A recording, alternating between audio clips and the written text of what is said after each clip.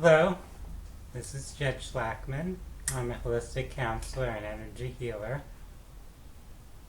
For this video, I'll be speaking about archetypes and specifically focusing on the archetype that I'll refer to as the Temptress.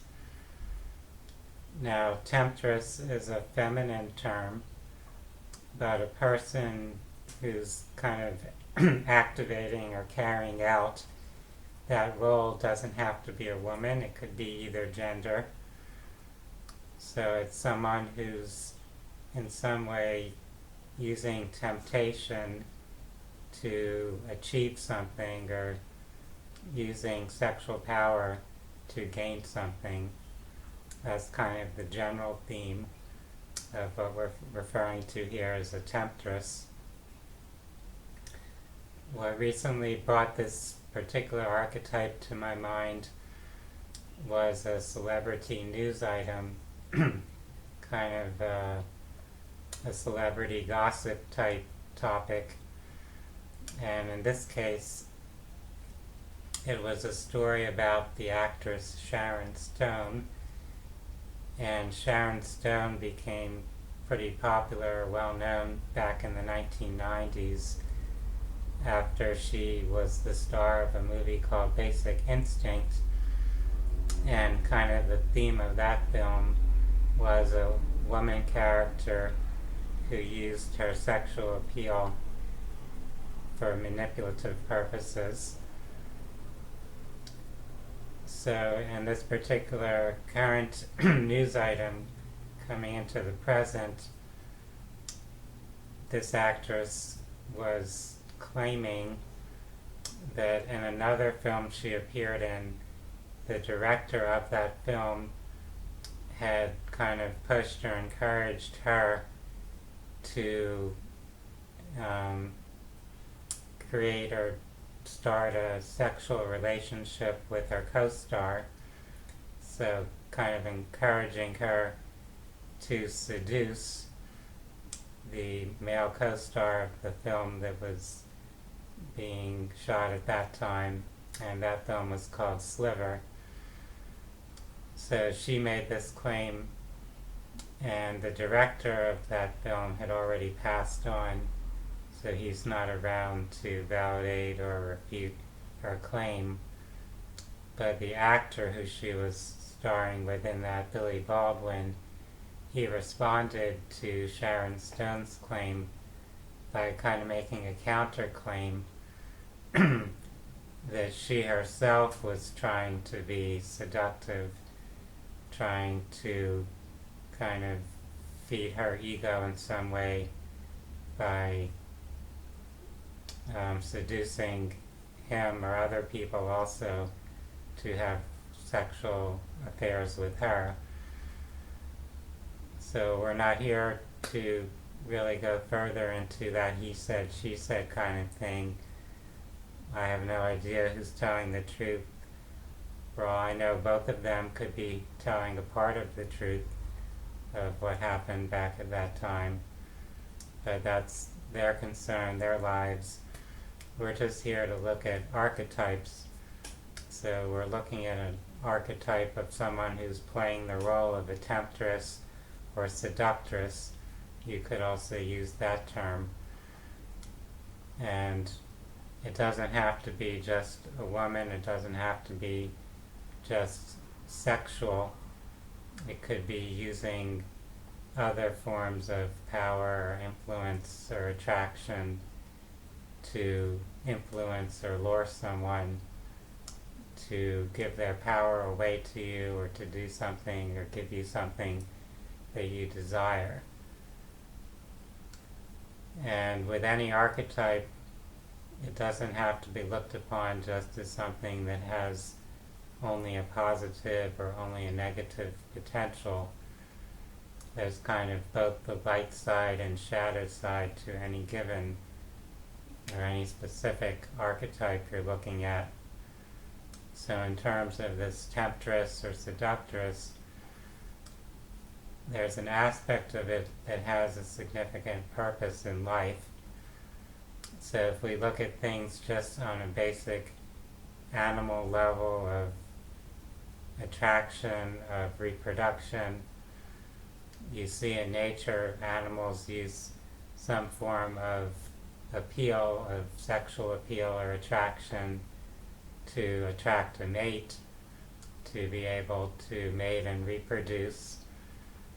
So it's kind of something natural that we have within us as a biological being, that ability to use some aspect of ourself, some way we present ourselves, to be attractive and appealing, to receive something that is significant or important to us based upon our attractiveness.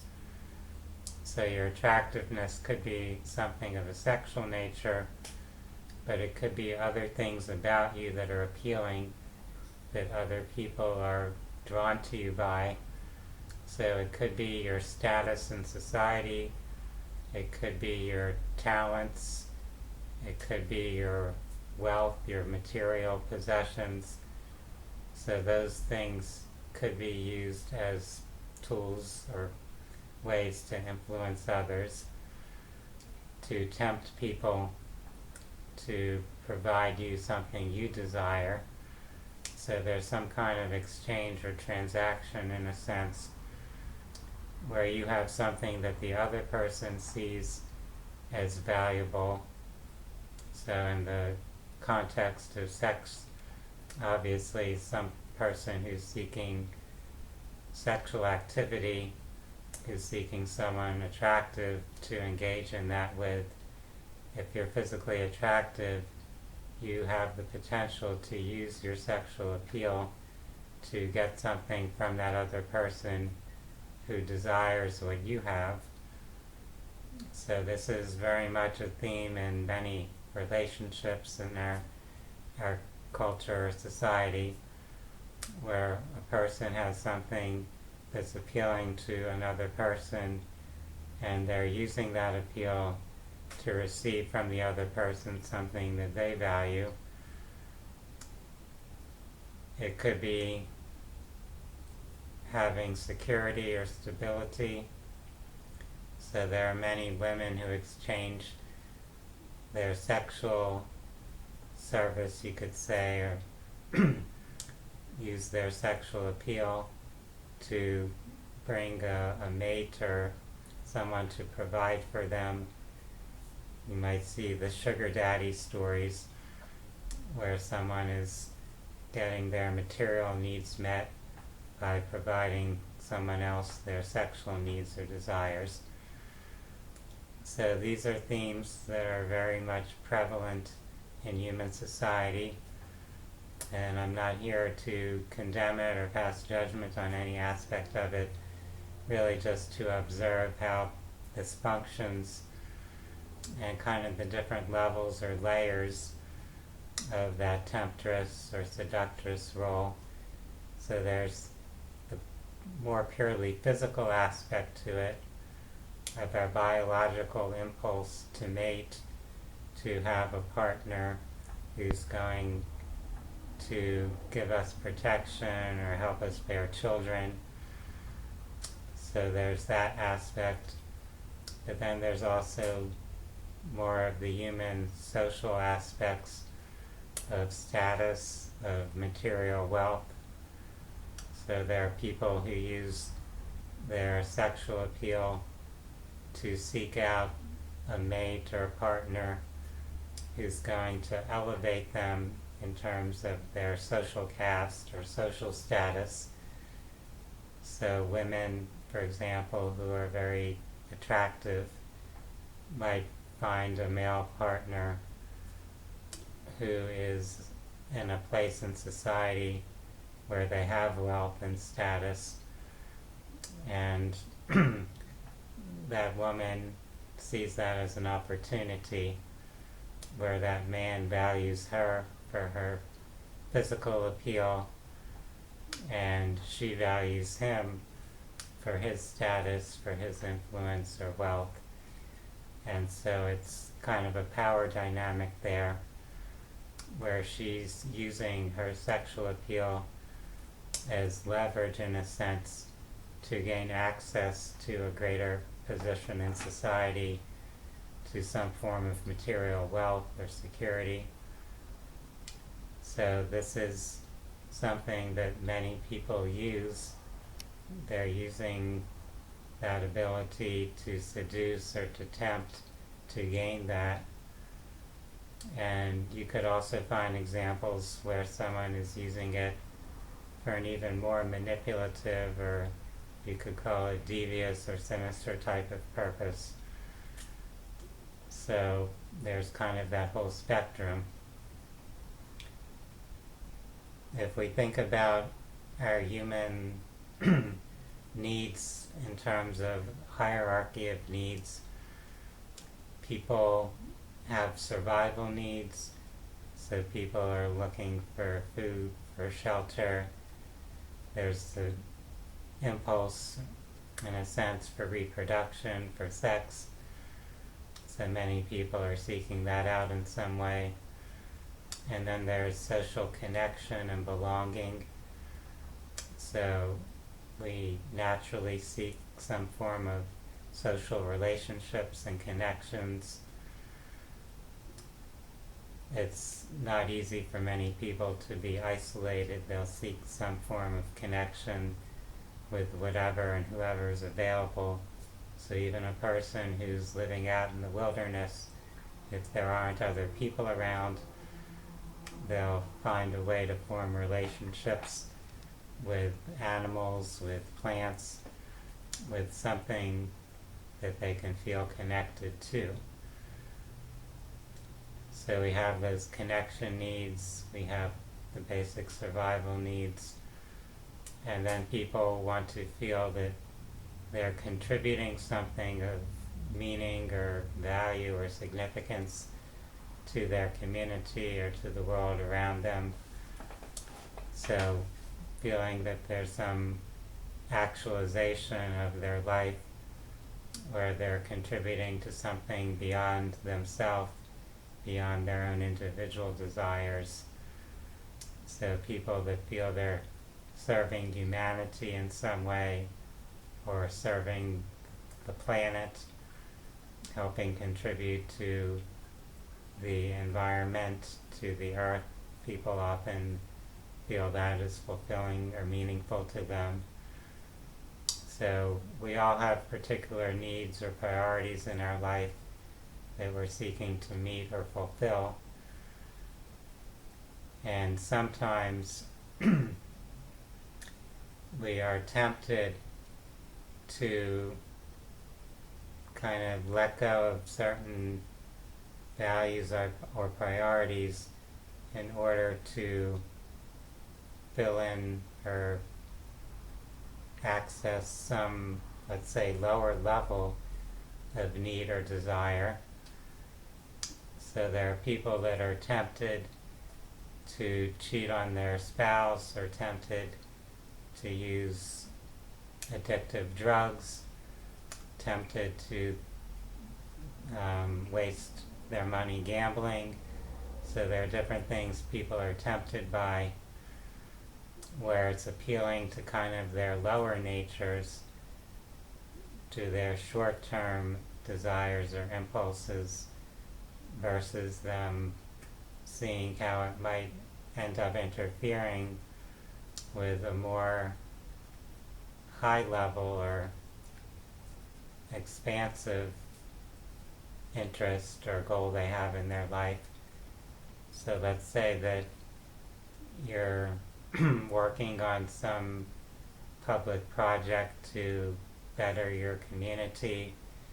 Well, your role or ability to do that might be impaired if you start getting addicted to drugs, or if your relationships get disrupted by you being caught with a prostitute.